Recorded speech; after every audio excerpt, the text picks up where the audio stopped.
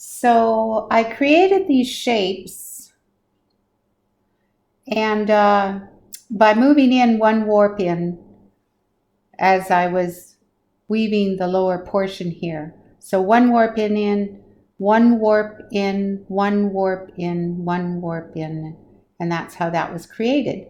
So when I'm working this black area, I'm going to be going one warp out, one warp out, one warp out, and it's going to fit right into those steps that happened here of one warp in, one warp in. So I'm going to go one warp out, weave, and go one warp out and weave.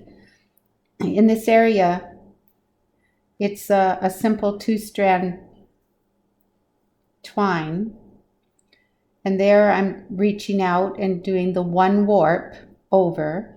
So I take this weaver and I'm going to go over that back weaver, and then behind, in this case 2, because I want to break the pair above. You can't really see because it's in the black, and black is hard to see, but the 2-strand that I'm weaving here, I'm enclosing 2 warp ends with every stitch, every twine. And above, even though you can't see it, they're breaking the pair above so that they're not the same warps that were taken in the previous row. And some people would call that twill twining. And it's quite a strong weave.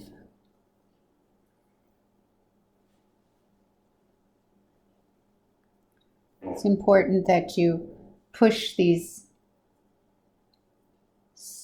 twine enclosed warps, push the each twine. I like to push it up with my thumb.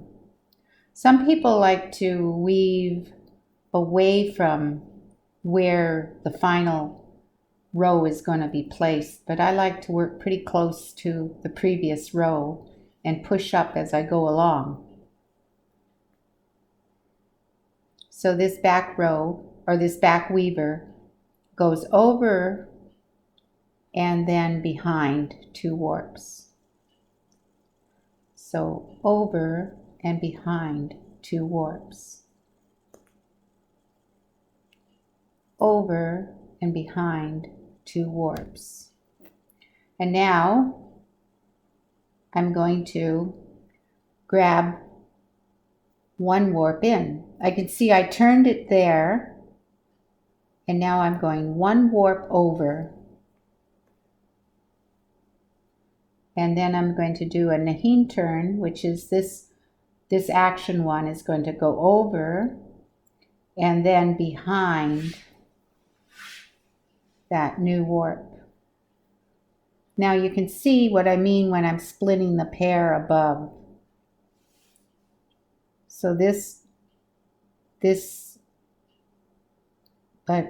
2 warps, one was part of a twine here and one was part of a twine here, but now I'm splitting that pair.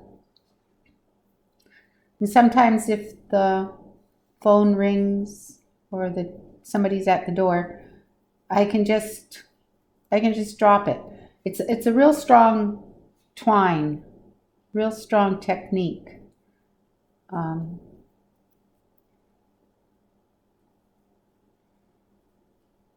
So all of the tension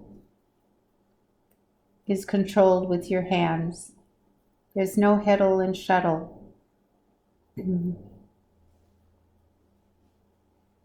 Now you can see I dropped and had to add a couple of weavers because I ran out of yarn there. So I'm just dropping them, and I'm going to enclose those weavers, those old weaver tails, with the warp.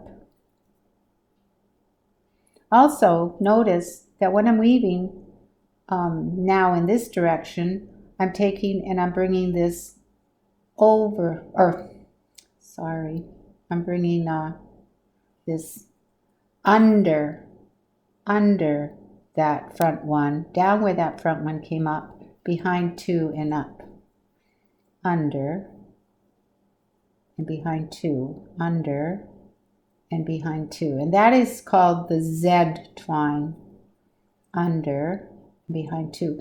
And now I'm reaching over, one warp over, and doing a turn. Now this one is going over its partner and to the back and behind two warps and up, over.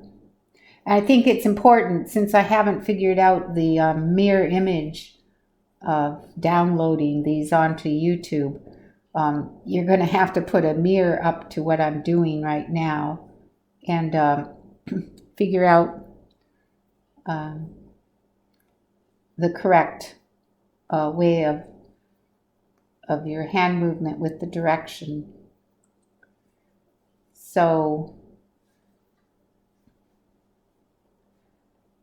the reason why these left, right, right, left actions on the twine, on how your hands handle that twine, is because you really want, because it is a weft technique, or a weft facing technique, so you really want a nice tight span of color here, and you don't want a lot of the warp showing through. So when you weave one direction, you handle your twine and your yarn differently than you weave in the other direction. So okay, so now I'm getting to this area where I want to go one beyond.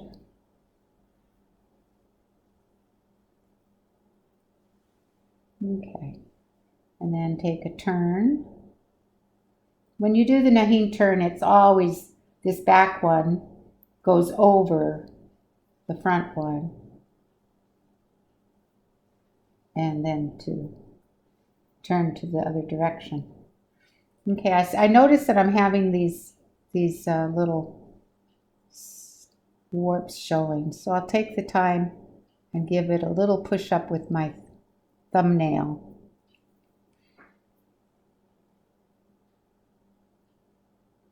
So that's what you're going to do to weave under this shape.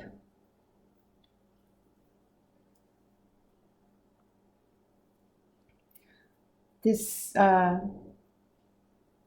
weaving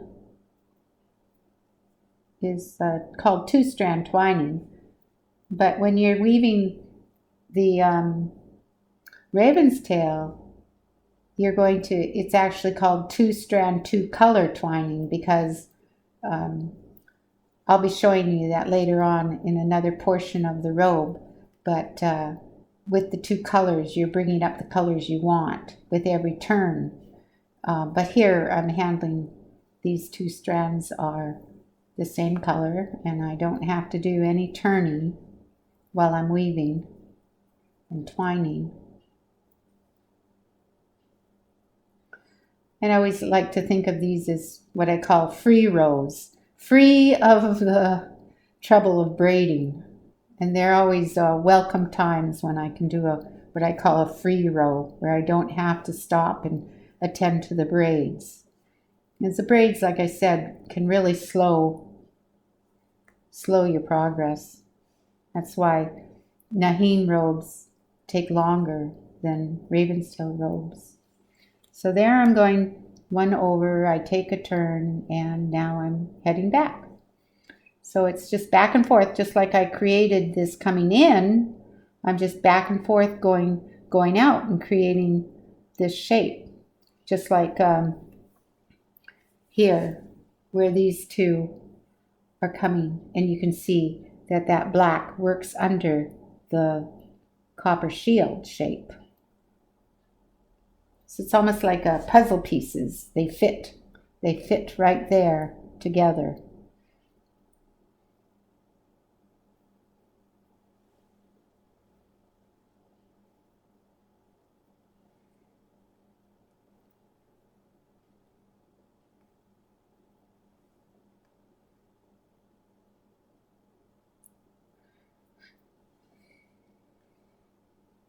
I'd like to say something more about the copper shield. It was a very prestigious item in the old days. And I have 10 that are stretching across this design area. And 10 in the Haida culture was a pretty important number. And sometimes, even if there was only 8 canoes that went someplace, in the stories, it turns out that the stories will say 10 canoes went up to Craig or something. It always is like 10 canoes or 10 people, or 10 was a special number for us. We liked to have things in 10. Even if they weren't in 10, we'd say through our stories that there was 10 of them.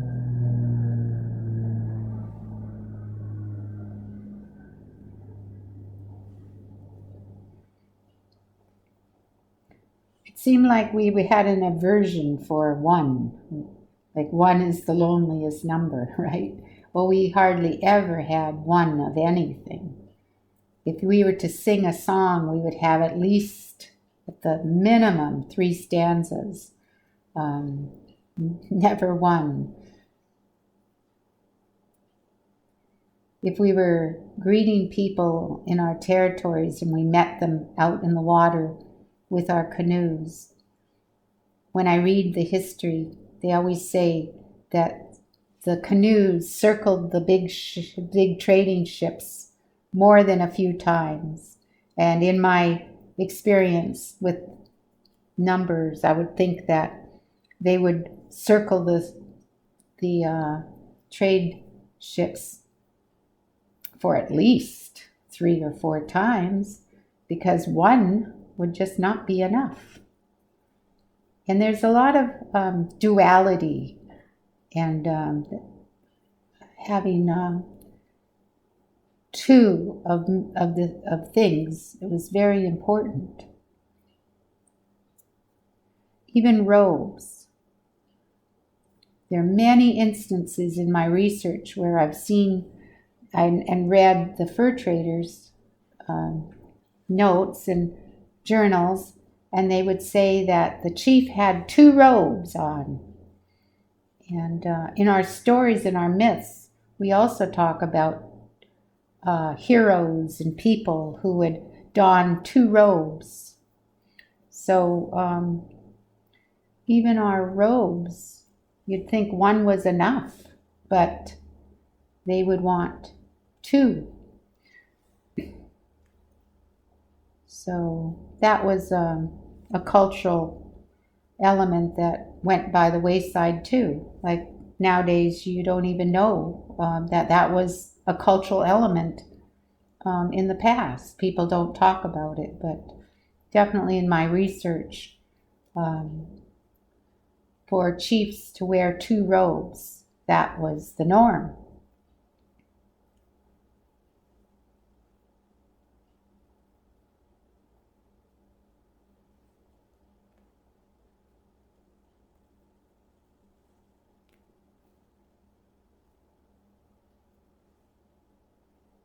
So that is how we complete the shape of the copper crest, the copper shields.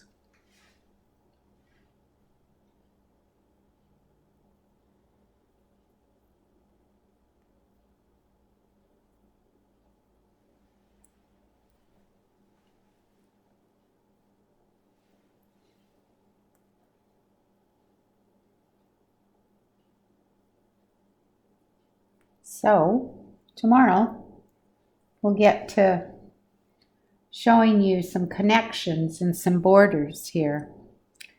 So thank you for watching.